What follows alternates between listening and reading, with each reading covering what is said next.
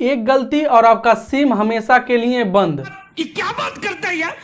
दोस्तों अनजाने में वो गलती मैं खुद कर चुका, इसलिए मैं आपको बता रहा हूँ ऐसा गलती मत कीजिएगा, वरना आपका जो सिम है हमेशा के लिए बंद हो जाएगा। वो गलती क्या है और उससे हम कैसे बच सकते हैं, चलिए बताते हैं आपको स्टेप बाय स्टेप, ताकि वो ऐसा गलती आप ना कर पाओ। बिना टाइम वेस्ट किए चलिए चलते हैं वीडियो को पॉइंट की तरफ।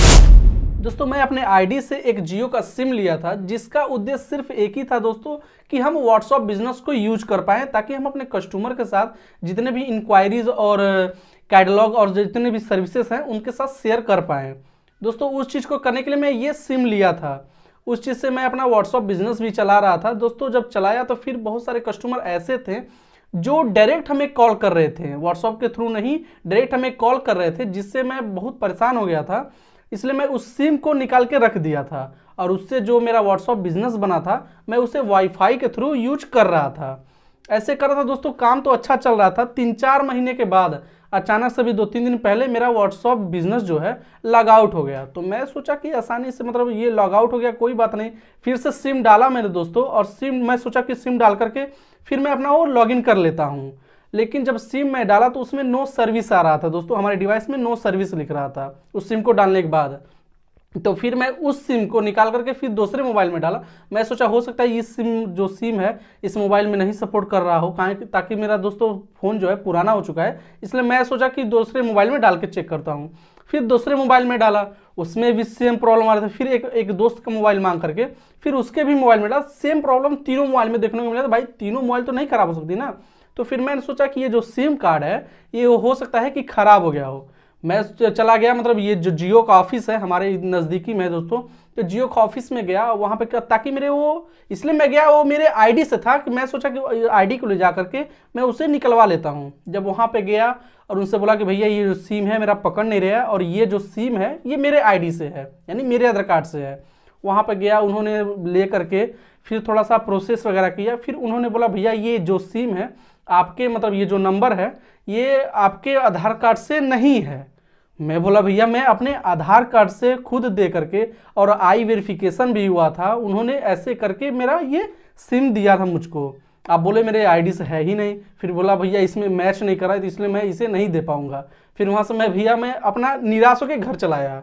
जब घर आया तो फिर मैं अपना जो जियो का मेन सर्विस सेंटर है वहाँ पे बात किया, 198 पे कॉल करके फिर मैं उनसे बात किया, फिर उनसे बताया प्रॉब्लम। तो उन्होंने भी सेम बताया कि वो अपना वो पूछे कुछ, पूछने के बाद फिर उन्होंने बताया कि ये आपके जो सिम का नंबर है और आपका आधार कार्ड का जो नंबर है इससे मिसमैच हो रहा, मतलब मैच नहीं कर रहा है। तो फिर मैंने उनसे बताया, फिर थोड़ी देर बात किया, फिर उनसे बताया कि मैंने ऐसे ऐसे काम किया है, मतलब ऐसे निकाल के रखा था। फिर उन्होंने हमें अच्छी तरीके से समझाया, एक मैम थी, उन्होंने समझाया कि ये जो सिम है 3 महीने से पहली बात तो ये बंद था, रिचार्ज नहीं था इसमें, रिचार्ज नहीं होने की वजह से भी बंद हो जाती है। और ये जो सिम था आपने इससे डिवाइस से निकाल के रखा था, यानी वो उसे ऑन नहीं था, वो निकाल के मैं रख दिया था, और निकालने की वजह से और इस रिचार्ज ना होने की वजह से ये सिम हमेशा के लिए आपके आईडी से बंद हो गया, और ये जो सिम नंबर है किसी और के आईडी से ये चालू कर दिया गया। इसलिए ये जो सिम है आप इसे भूल जाओ और कोई और नया सिम ले लो। मैं उनसे पूछा कि कोई और तरीका है, कहीं और ऑफिस पे जाना पड़ेगा? फिर उन्होंने बोला कि ऐसा जाओगे तो फिर उन्होंने बहुत लंबा प्रोसेस बताया, बोला कि ऐसा, मतलब मैं सोचा कि अब रहने दो, भूल जाओ उस नंबर को। इसलिए मैं दोस्तों मैं आपसे इसलिए शेयर कर रहा हूँ ताकि दोस्तों मान लीजिए जब कस्टमर के पास मेरा वो व्हाट्सअप बिजनेस का नंबर था और मैं उनसे कनेक्ट कर पा रहा था, लेकिन अब बताइए अब वो तो नंबर है ही नहीं, तो फिर हमें मजबूरन दूसरा सिम लेना पड़ गया। और उनसे अब पता नहीं अब संपर्क उतना हो पाएगा कि नहीं। बहुत सारे कस्टमर ऐसे थे जो हमारे नंबर के थ्रू हमारा बिजनेस चलता था। तो इसलिए मैं आपसे ये बताना चाहता हूँ कि दोस्तों कि आप लोग ऐसा गलती मत कीजिएगा। अगर सिम आपका रिचार्ज नहीं है भी है तो आप उस सिम को अपने मोबाइल से मत निकालिएगा। उस सिम में दोस्तों ये तो हम तो मान के चलिएगा कि 2 महीने या 3 महीने के अंदर एक रिचार्ज जरूर करा लीजिएगा। अगर रिचार्ज रहेगा तो वो सिम बंद नहीं होगा, अगर रिचार्ज नहीं है और वो सिम बाहर भी निकला है तभी वो बंद हो जाएगा। क्योंकि दोस्तों अगर मान लीजिए रिचार्ज नहीं है, जियो में एक चीज़ अच्छी बात है कि रिचार्ज नहीं रहने पर भी कॉल आ जाता है, और सारी कंपनियों में तो फ़ोन ही आना बंद हो जाता है, जियो में जो है कॉल आता है। लेकिन दोस्तों रिचार्ज नहीं रहने पर वो कंपनी के थ्रू भी कॉल आता है, लोग बोलते हैं कि भैया रिचार्ज कर लीजिए, मतलब वो सब बताते हैं कि आपका रिचार्ज खत्म हो गया, रिचार्ज कर लीजिए। तो अगर मान लीजिए आपका फ़ोन बार बार नहीं लगेगा तो कंपनी को लगता है कि ये जो सिम है मतलब बंद हो गया है, इसलिए उस कंपनी के जो सिम है उस नंबर को किसी और के नाम पर सक्रिय कर दिया जाता है।